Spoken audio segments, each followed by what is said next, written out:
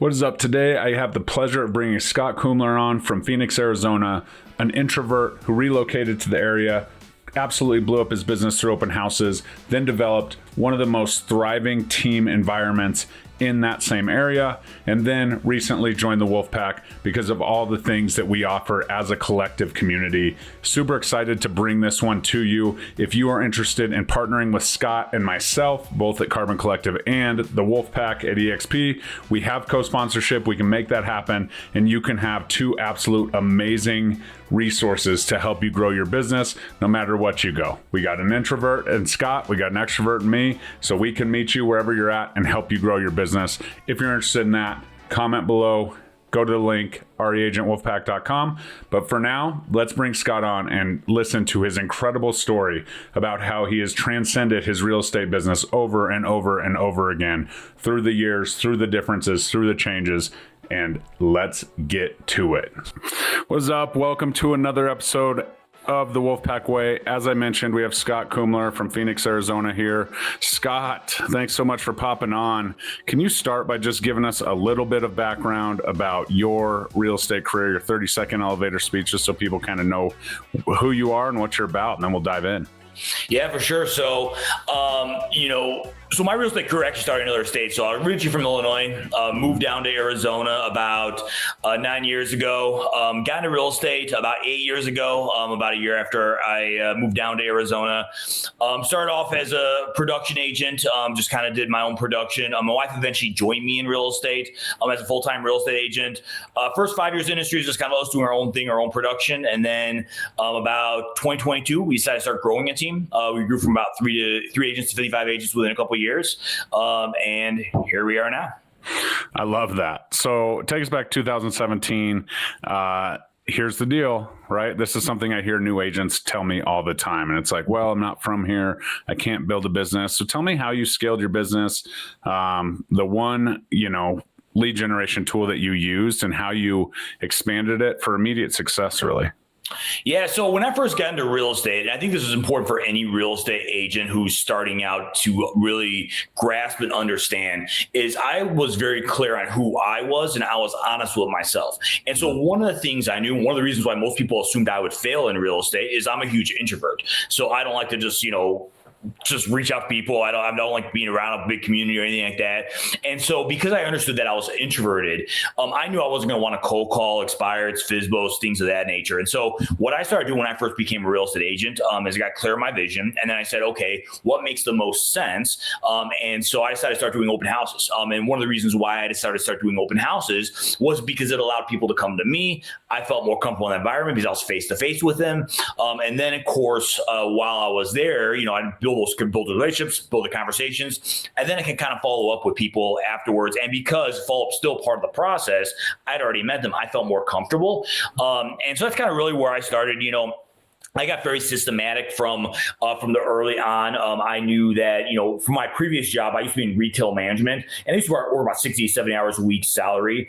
So I just knew I didn't want to work 60 to 70 hours a week anymore. And so as a brand new agent, I'm like, okay, I don't mind working like 30 to 40 hours a week, And so what I did is I created a system where I basically said I was going to do 5 open houses a week, every single week. And I did that for about 6 months as a brand new agent, was consistent with it, never missed a week. There was a non-negotiable. I've never canceled an open house. Even when I was selling 50 homes a year, I've never canceled an open house. But I did open house 5 days a week, every single week for 6 months. Took me about 4 months to get my first closing from those open houses. But by about month 6, I'd closed an additional 7 homes after that as well too. And that's kind of where I started it, was with open houses. I did a lot on social media as well too. I think social media is extremely important. And so before I got into real estate, I used to always see a real estate agent I know out in California who's now does like celebrity and luxury real estate. But I used to always see him talk about doing all these open houses. And so as an outsider looking in, I'm like, oh man, this guy's crushing it. He's extremely successful. Look at all these listings that he has. Now I didn't know anything at the time. I assumed they were all his listings. But when I first got into real estate, I realized none of those were his listings. So I'm like, well, if I thought about that, then everyone else probably thought the exact same thing. So not only was I doing those open houses, but I also paired it with social media where I'm like, I'm just going to make it seem like I'm highly successful. And I post about all my open houses I was doing. I'll let everyone know I was out there working and grinding. And that just kind of started spiraling. Yeah. I think, and 18 homes in your first year, right? Out after that 7. So you kind of picked up some great momentum after that, first 4-month lull. And that's our business, right? Anything takes 90 days. So to nurture that relationship, get a closing in 4 months is pretty amazing. But you said 2 keywords, right? I'm an introvert and you were new, right, to the area. And these are common things that I hear. And I want people to really focus in on, yes, Scott's an introvert. So he created an ecosystem, right, that he was comfortable in. You would say, well, open houses, like, here's the deal. If you're an introvert or an extrovert, you still have to talk people to sell homes. So, but that environment was a lot more steady one-to-one communication versus, networking event where he's on a stage talking about it, or like a BNI or things like that. So I want to really hone in on that and the importance of conversation. But then the next thing you said was, 5 a week. So can you explain to me when, obviously probably not all on the same weekend, on the Saturday, Sunday, maybe they were, but when did you have the 5? Was there key times? And when did you realize that it had to be more than just a weekend activity? Yeah, I mean, as a brand new agent, I didn't have any clients anyway, so I'm like, what else am I going to do, right? So I'm like, I might as well just go out there and do a bunch of open houses. I actually technically did 22 open houses my first 25 days in real estate. Then I ended up going back to 5 a week once I kind of did all that. But with the 5 a week, so typically what I did was I would get myself off on Mondays and Thursdays. And when I say off, I mean I was working, like showing clients properties, things of that nature. But and maybe even the follow up at that point too. But Mondays and Thursdays were the days I didn't do the open houses. I would do one house on Tuesdays and Wednesdays, and then I would do another home on Friday, Saturday, and Sunday. If it was during the week, I would typically do it from 2 p.m. to 6 p.m. If it was the weekend, I would do it 10 a.m. to 2 p.m.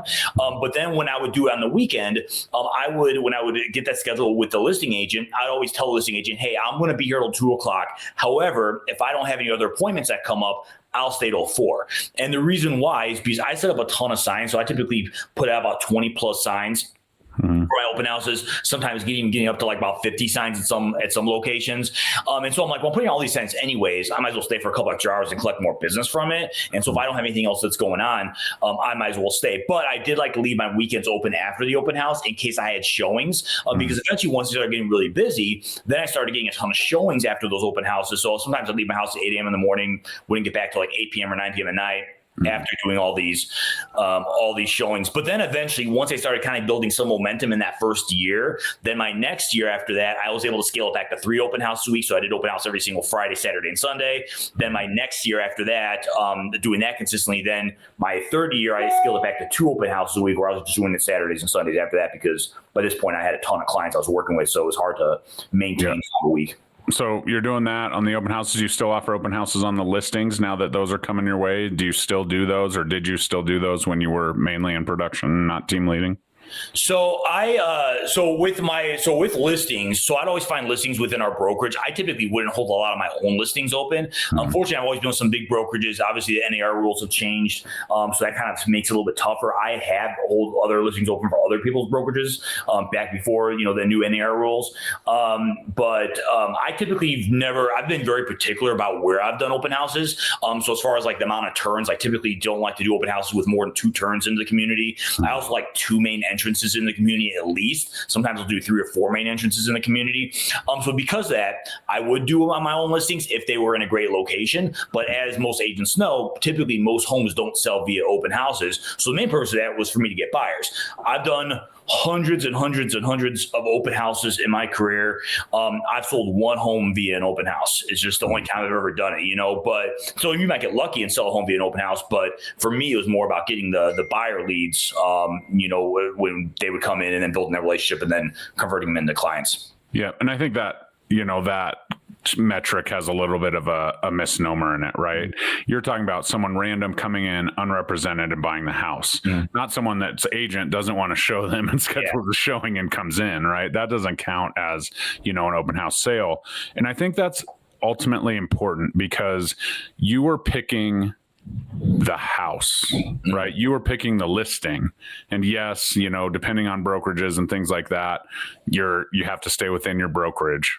However, it wasn't about just doing any open house because you could get it easily, right? Your two metrics were 2 turns, and what was the 2 entrances? So no more than 2 turns to get to the home from like the main entrance, and then at least 2 main entrances. So you have like 2 main roads that would send outside the community and then take you into that house. Arteries, or veins, I guess that would be coming back. So that's awesome. And very good stuff, right? So if this is going to be a strategy to grow buyers, right, you need to have some rules, right? I had an agent who really crushed open houses, and I said, where's your target client, right? Where do you want to meet buyers? Where do you want to serve? And that had to be his domain. Would he take listings outside of that? Yes. And would he do open houses? He tried it, but eventually got frustrated. But it's because he got away from the avatar, like who you're trying to attract, who's going to come to these, how are we going to get the most people in? 2 turns, 2 main thoroughfares, those things are absolutely massive. You create the rules, you create your SOPs, and you just go with it, right? Probably why you're an excellent team leader as well. And we'll get into that in a second. So tell me about, okay, you're doing 5 open houses and you're extending time, right? If it was busy or whatever, right? Tell me about your work ethic and what you were doing in that time, because here, obviously, we're both now at EXP without offices. Sometimes doing an open house and getting some work done undistracted is a part of it. So what did you do when you had slower, open house traffic, and what did you do when it got more busy? Yeah, I mean, I always look at, open house as my office for the day. A lot of times people want to go to an office, but then it's like, okay, well, if you're going there to make phone calls, that's one thing because you're getting out of your own house. I'm like, you should be out there working anyways, versus just going to office and like, hey, socializing, talking. So I used my open house as kind of like my office for the day. And so there's multiple things that I would do. First of all, if any leads were ever come in, those are the leads I'd build in my database right away. I wouldn't wait till after the open house. I would do it right there. Typically, I'd do a lot of follow-up for my open houses. So that's typically when I would do my CRM management, checking in with leads, things of that nature. I also did a lot of social media posting. Obviously, we talked about, doing a post, and I would always rotate the type of post. So like one day I might do a selfie of me just in front of the house saying, hey, come check out my open house today. Another day I might do a video tour. I mean, so there's a lot of different things I would kind of rotate when it comes to that. But I'm someone who likes to be extremely efficient with my time. So I don't like to waste time. So when I'm there to also do work. And so that way, when I leave, I can be more, diligent with my time with my family. I can spend more time with my wife. I'm not now going home and having to say, okay, now I have to build all these leads in. Well, I'm doing nothing else there anyways. Might as well build the leads in there. And when I go home, I can spend time with my wife, watch TV, go on a date night, stuff like that. Right. So optimizing your time, I think, is huge. And I think a lot of times we're out of the open house and we don't necessarily see that. And so as we kind of transition now, I'm sure that you're hammering on your new agents, open houses, and those kind of things. At what time did you decide, obviously with your wife and yourself in solo production, to really go there? You touched on it in the intro, but what leverage have you gained because of that? And was there a specific thing where you're like, okay, this solo production, I've reached my limit. Like now we need to scale through a team? Yeah, I mean, so there's a couple different things to that, right? So, when I started, so in 2020 and 2021, I had my best years yet without doing open house. So that's typically when I was selling about 50 homes a year, wasn't doing open house or anything like that. And so you can kind of see the snowball effect, right? I worked my butt off at the beginning, and then I was able to start scaling it back. But then I wasn't able, wasn't doing any open houses during those 2 years. But what I was doing was I was getting a lot of referrals from open house leads. I was getting, I had open house leads I'd be closing 3 years after I met them at an open house, and so there was a lot of snowball effect from those 2 years. Then in the beginning of 2022, and we had a few agents join our team. Like that's why I say we grew from 3 agents to 55 agents. We got 3 agents on our team just from like word of mouth, looking for some additional coaching, mentorship, stuff like that. But at the beginning of 2022, I started, seeing the shift in the market. Obviously what was happening between 2022, interest rates were going up. And so I knew that it was going to be harder to produce and to sell as many homes. And you're going to have to work, double the amount of work for the same type of business. So I kind of knew that was going to happen. But the thing is, at that time, I also started getting really burnt out because I was selling a ton of homes, doing a lot of work, all that good stuff, which I don't mind working, but I just was started getting burnt out from working with buyers and sellers. And so I understood that if I wanted to be successful, I'd have to go back to grinding, doing open houses all the time again, and doing all this work to get business.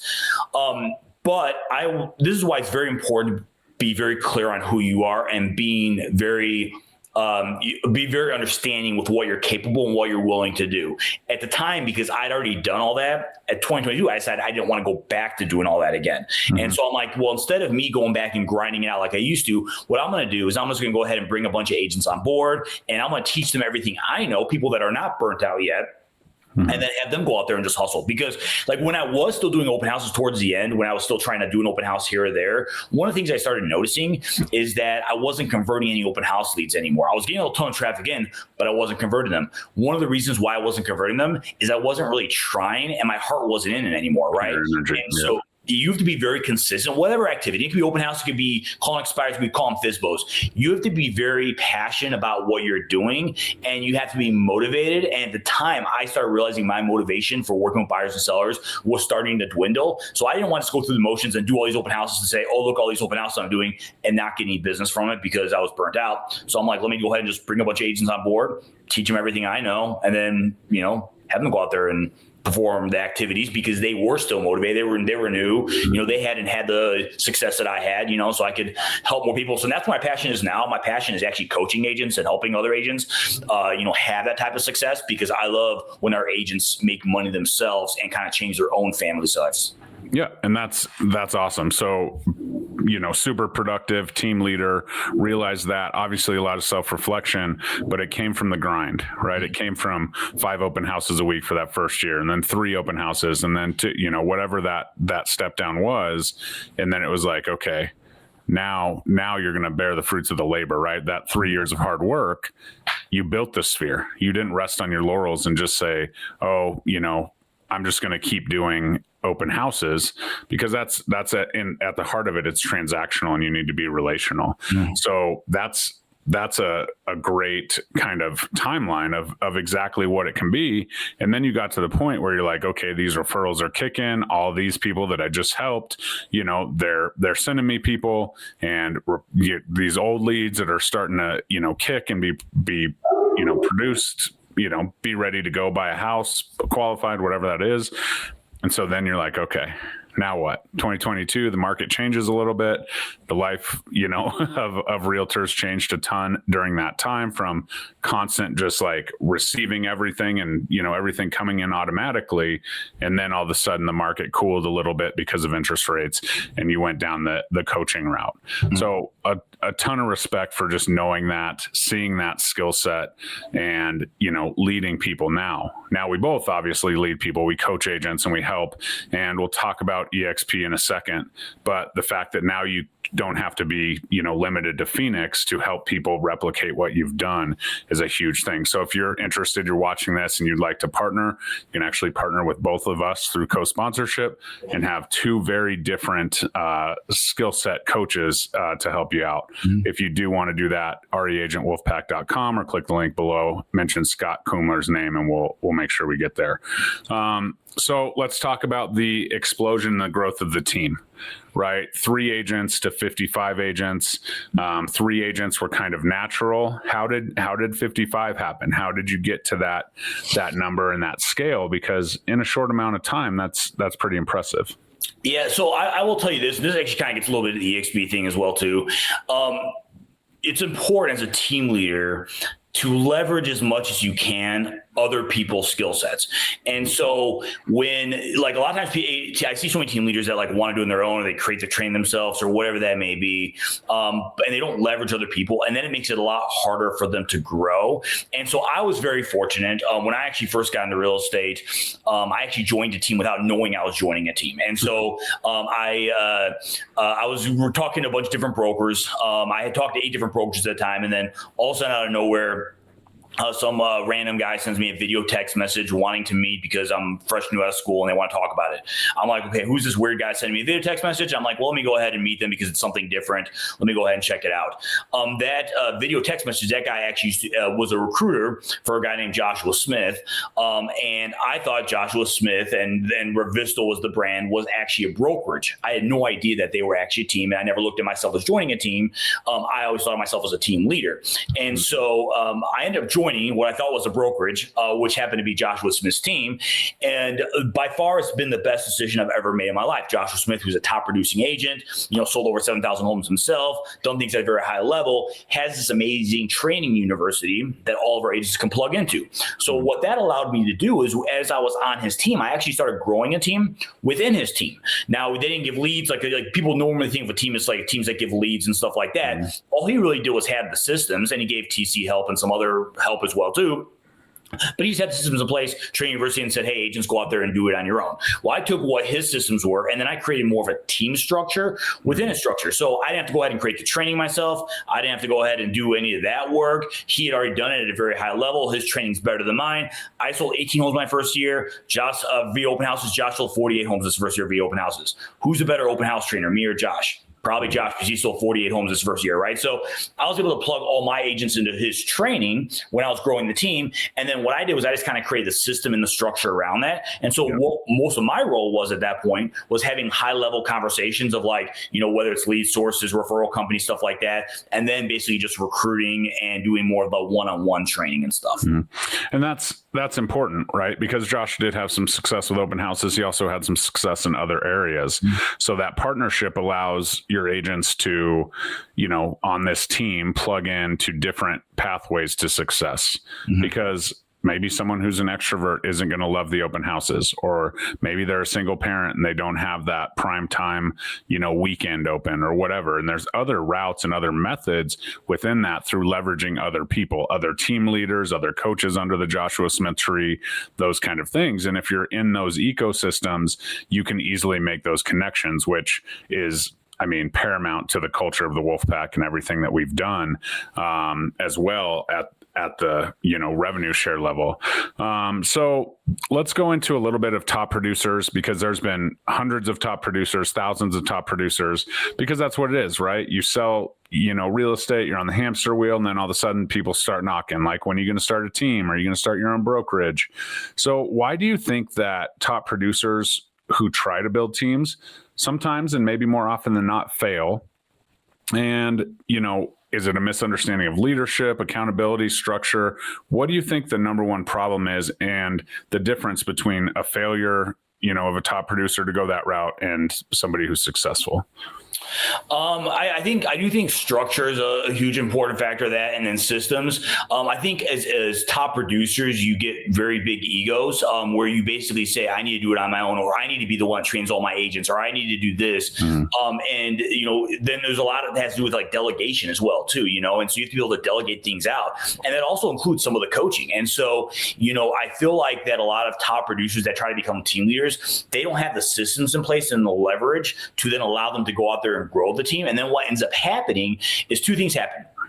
As a top producer, you are still rely so much on your own personal production to be successful, because your agents are not selling any homes. So instead of you spending time with your agents, training them, coaching them, and teaching them how to be successful, you're going out there and producing. Or you have to sit there and say, okay, I'm going to step back from production a little bit and then rely on my agents to produce. Well, what happens is, especially if you don't have the systems in place to train your agents, those newer agents now are not producing. They're not making any money, but because you're stepped back from production, now you're not making any money, from your own personal deals.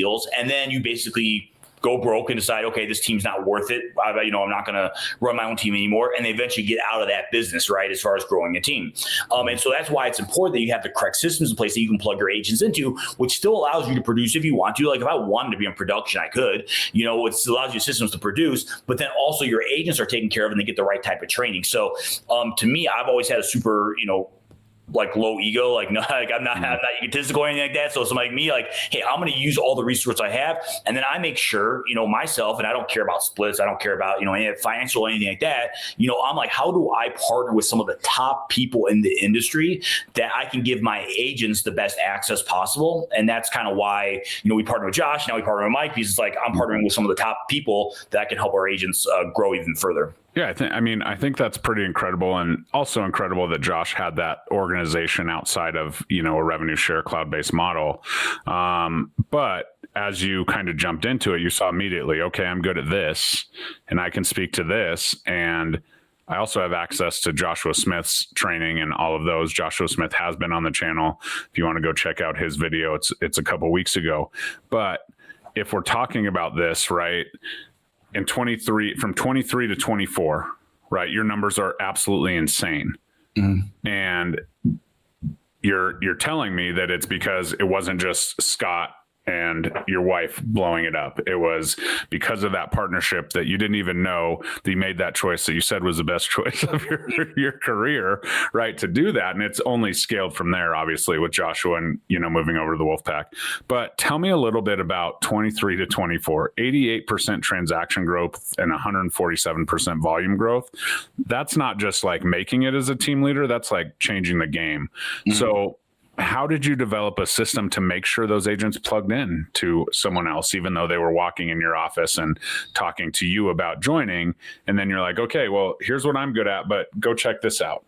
Like, how was that system, and how did that, take place? Because obviously it was a key point in that massive growth from 23 to 24.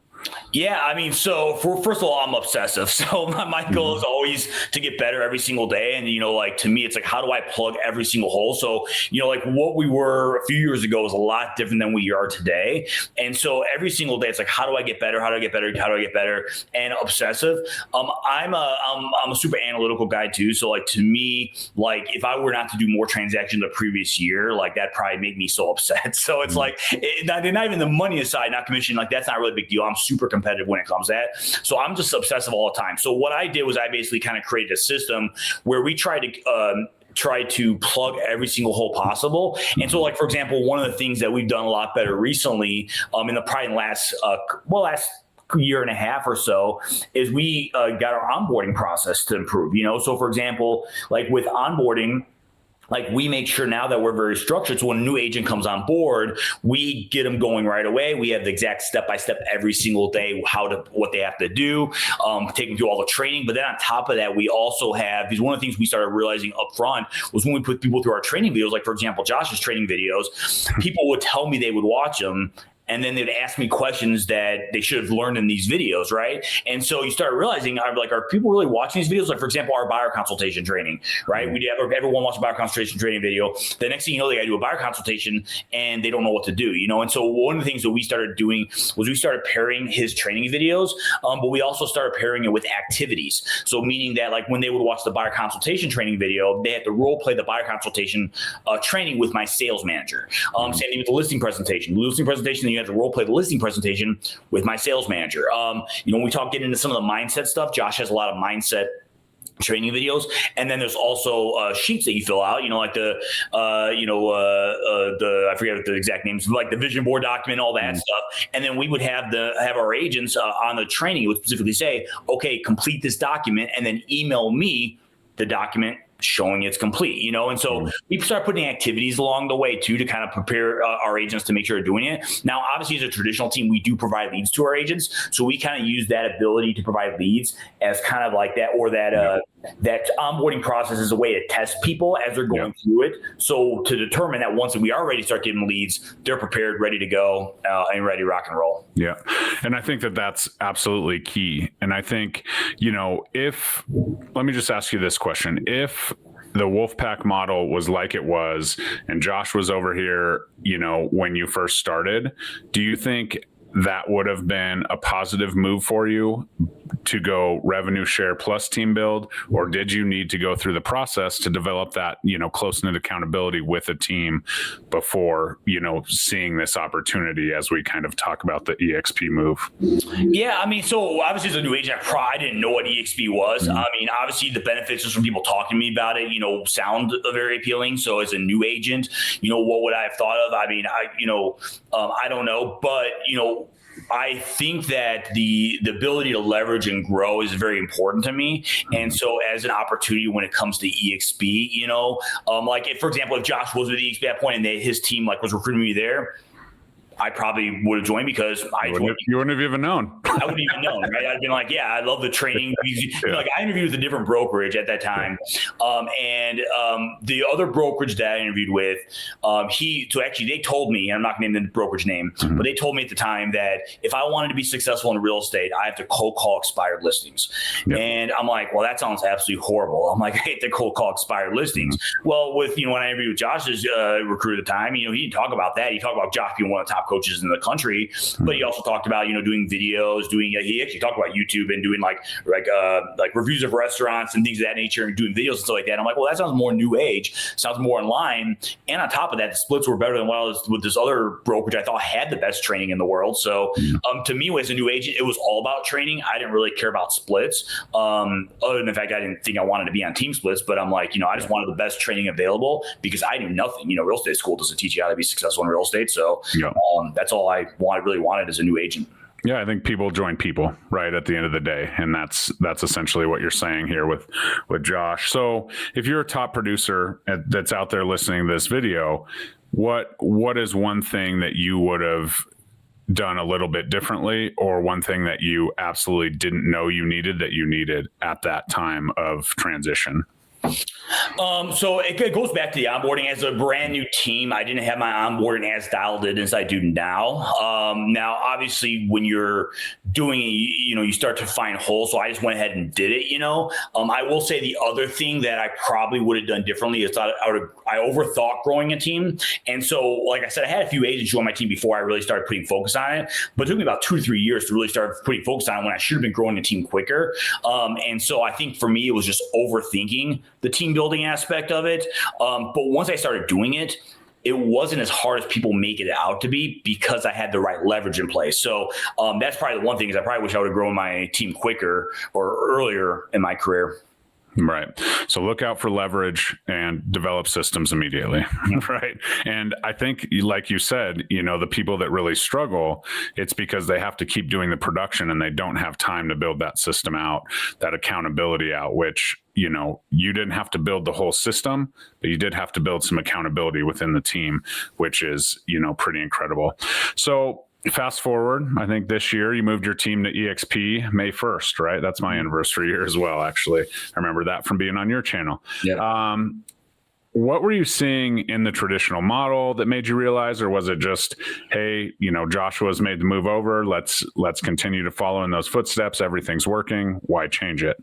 Or what was the thing that had you, I'm sure it wasn't just like, oh, I'm just following Josh. Like, what was the thing in the traditional model that had you thinking and seeking other opportunities? So Josh, I moved in December 1st of 2024.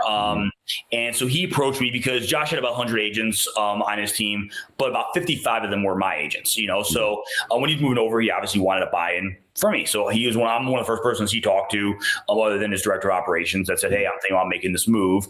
So he approached me about 2 months prior to him officially making the move over to EXP. He connected me with a lot of people as well too, because I had to think about it. And after about a bunch of weeks thinking about it, I made the hardest decision I've ever made in my career, which was basically telling Josh that we were not moving over to EXP and we were staying with our previous brokerage. And one of the reasons why I decided to stay with our previous brokerage was I didn't understand how it was going to benefit our agents. And no one has explained to me how it can benefit. I understood how it was going to benefit me, revenue share. I get it. I have a team. Yep. makes a whole lot of sense why I'd make potentially more money over at EXP, but I had about 55 agents to think about. And so I'm like, I'm not willing to move unless I know for certain that this is going to be the best move for the agents within my organization. And so what I think by far that's the best decision I've ever made, though, by not moving with Josh DXP at that time. And one of the reasons why that's the best decision is, for one, if I approach all my agents about it at that point, I couldn't explain it. So, they would probably all not moved over with me, and I probably would have been SOL, right? And second thing is that gave me about 5 months to really analyze how we can make this a huge win for agents. And so there was actually, I think there was one day that I was sitting in Josh's office because where I was dropping back his open house sign since we were no longer going to move on with him. I was sitting in Josh's office and we we're just having a conversation. And he said something that sparked an idea in my head, and all of a sudden a light bulb went off. And I forget exactly what he said at that point, but I just know the light bulb went off while I was in his office. And I realized that there's a way that I could structure it to where it could be a huge benefit to our agents. And so we kind of created this agent leader mentor program where when our top producing agents, they come underneath me, but anytime we recruit a new agent to our organization, we put underneath one of our top producing agents as well too. Because one thing that I got asked all the time from newer agents is there anyone I can shadow? Well, you could probably shadow some of our producing agents. Are nice people, but there's no benefit to them. So you're probably going to get met with a lot of no's, right? And to me, I'm not in production anymore, so you can't really learn from me. You can sit in my office and watch me on Zoom all day if you want, but it's not really going to be a huge benefit. So we're able to kind of create that agent leader mentor program where then we can put our new agents underneath our top producing agents. And then make them a lot more money too. And that ultimately was kind of the big factor to me is how can I make our agents a lot more money? But then on top of that too, it also allowed me to help more agents because as a team leader, one of the biggest frustrations for most team leaders out there is that they will recruit a bunch of agents, they make their agents top producers, and then their top producers one day say, okay, appreciate it. Love everything you said. I'm ready to move over as to independent agent within the same brokerage. Well, now this allows us to basically still move them over as an independent agent, or even if they want to grow a team, we still, because of the revenue share model, we still have the incentive to help them grow their team too. So this gave me the ability to help more people, and then it took away some of those pain points of people leaving us in the future, especially once we made them like a top producing agent. Yeah. So that's key, right? And I hear that time and time again from these successful team leaders, like, what's it going to be for my agents? Like, what's the positive result for the agents that I'm asking to uproot their business and change? And I think sometimes in the revenue share world, we make it not that big of a deal to change brokerages. I think that we always need to understand that that's, equivalent to walking into your boss at a 9 to 5 and saying, hey, I'm going to go work over here at a different competitor, right? That's a big deal. So you've got relationships, you got all the things. And I think that sometimes we downplay that a little bit. So for an agent who's already producing or already leading people, what did EXP make possible for you, outside of this kind of revenue share stacking model that you maybe were surprised by when you came over? So the biggest thing I was actually surprised by was the community. Because you think of a cloud-based brokerage and everyone thinks, oh, it's virtual. I'm not going to see people. I want like a brick and mortar location, stuff like that. I'm a huge introvert. My last brokerage was a brick and mortar location. I never saw anyone, so I didn't go into the office. I didn't do any of that type of stuff. So the virtual model allows me to feel like I'm more connected. I feel like I mastermind with a lot more higher producing people. Obviously that's how I met you, that's how I met a lot of other people. We have our Wolfpack leader calls every single Thursday, so it gives me an opportunity to listen to other top producers and top leaders within the organization. We went to EXPCon. Everyone came up to me like they've known me for the longest time, even though it's the first time I ever saw them in person. So I felt like to me that's the biggest surprise was how good the community was going to be. That I didn't expect that. I actually did a video on my own YouTube channel about how that was my biggest surprise as well too, the community. And so to me, that's kind of the coolest thing about EXP and the model that I wasn't expecting. Well, I think that's so important, right? Community. And we all associate community with having a brick and mortar. And don't get me wrong, there are some great brokers out there, some great team leads that offer an amazing community. But the more and more I talk to agents, the less and less I think that a brick and mortar it means community, right? But as somebody who is looking to join and those kind of things, having those similar thoughts, my number one, piece of joining the Wolfpack 4.5 years ago was absolutely that community.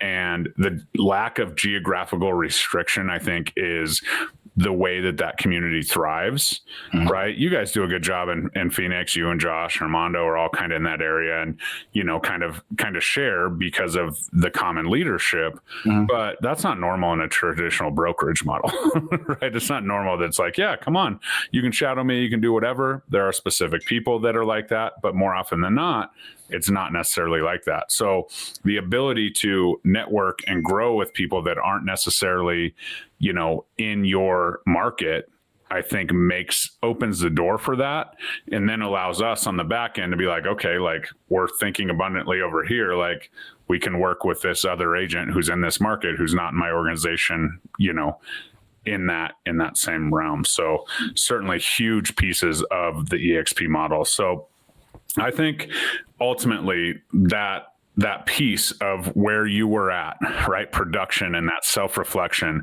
I think a lot of agents that are watching this certainly are there, right? As a top producer, how do I do this? How do I become this team lead? How do I scale my business like that? And I think that's a bottleneck that a lot of people have. So in closing, just give a few words or, words of inspiration to that person who's thinking about that. And maybe they'll reach out to us and we can have a conversation and help them along. But give us the dirt there. Yeah. I mean, so, fearless leader Mike Sherrard has used this quote multiple times, and I love it. He says that the most expensive thing you can own is a closed mind, and that's so true. And that kind of goes back to even like when I first got into real estate. Like I assumed I didn't want to join a team because I had a closed mind, not realizing it. But ultimately that mistake made the best decision of my life because I had an open mind, right? So, when it comes to anything, and I tell people, listen, whether it's within our organization, Wolfpack, or another EXP organization, it's important that you talk to multiple different people to find out what's available out there and what your options are, even within EXP, because not every organization is created equal. They're all a little bit different. And so some of the biggest mistakes I see people make is joining the wrong organization. And so it's very important to have your clear understanding of what your goals are, and then make sure that you align yourself with the right community that helps you achieve those goals. So definitely, I always feel like it's important to at least have a conversation to find out how this can have an effect on your business. Always go in with an open mind. I can't tell you how many people I've talked to before that I'll talk to, go be on a recruiting appointment or whatever. They want to find out more about us, and you can just tell right away they're already like, oh no, this is not for me, even though you feel like it's going to make the most sense because we do offer the best training available out there. But always have an open mind, always listen, because you never know when good can become great. So I think that's very important as well. That's awesome. And if people want to reach out to you and connect with you, what is the best place to have that conversation? Yep. I mean, either you can Facebook, just Scott Kumler, Instagram, Scott Kumler, AZ Realtor. You can be friends with me on both those platforms, or you can text me 623-387-2688. It's pretty easy to get a hold of me one way or another. So, don't hesitate to reach out. I mean, I'm a pretty open book. So even if it's just to pick my brain about something, I'd be more than happy to help. Yep. Tons of experience. From my own experience, Scott is more than an open book. We'll link all of his stuff below, but thanks so much for watching The Wolfpack Way. Throw me a like, comment, let me know what you think, and we'll see you next time. All right, bye guys.